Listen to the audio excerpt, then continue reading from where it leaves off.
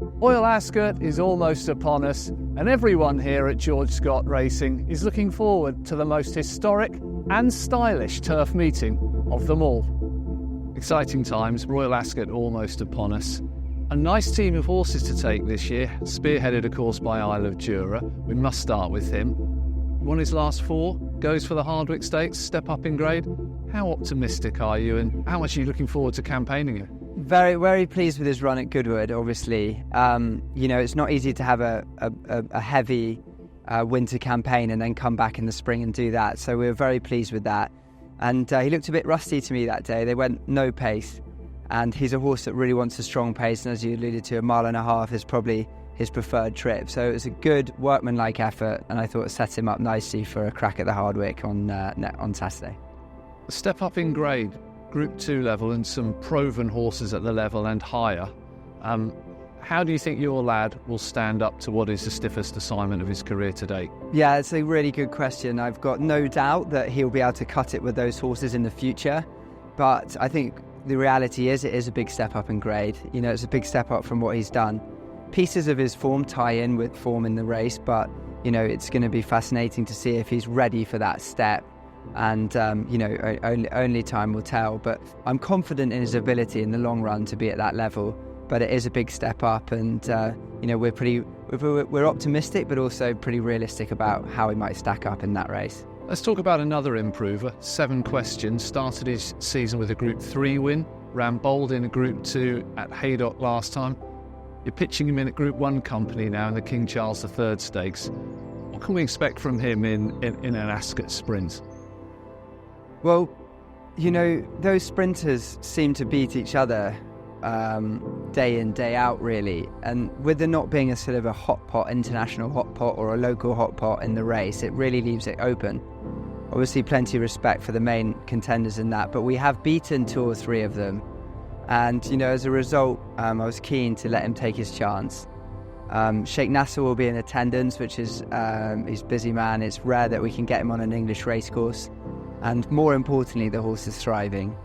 It's been well documented he's a character, to say the least, and how he'll deal with the prelims only time will tell. But we've put a lot of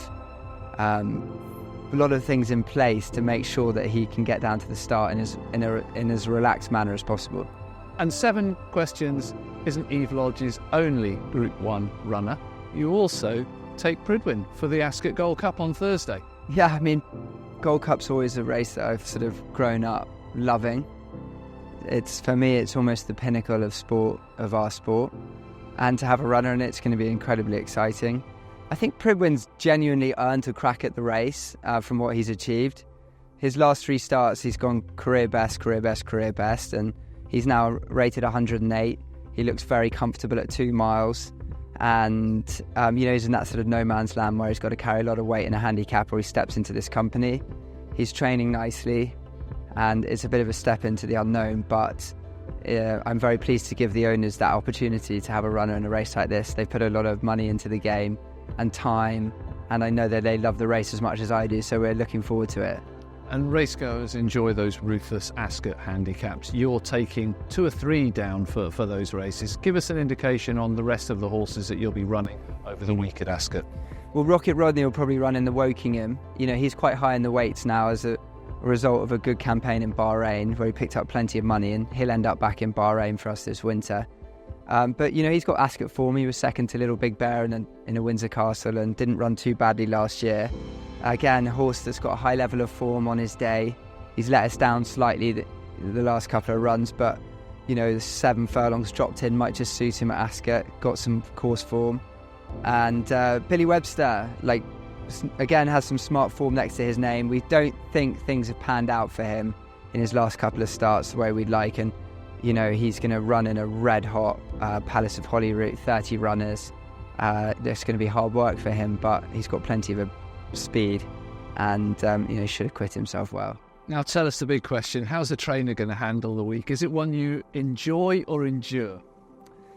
Definitely enjoy. Try to enjoy it. We're not in the limelight whatsoever. We don't have those really, really high profile horses, but it's lovely this year to come with a handful of horses and a couple that represent good chances in very strong races. So I think I'll save those nerves for down the line, hopefully when we've got the hot pots. But it's the absolute sort of be all and end all, really, for a young trainer, Royal Ascot, to try and get a winner. And we'll keep trying, and we're going to enjoy it. Best of luck to the Eve Lodge team. Thanks, mate. And if the Scott team do find a winner, you'll hear the cheers from here at Eve Lodge all the way down at Royal Ascot.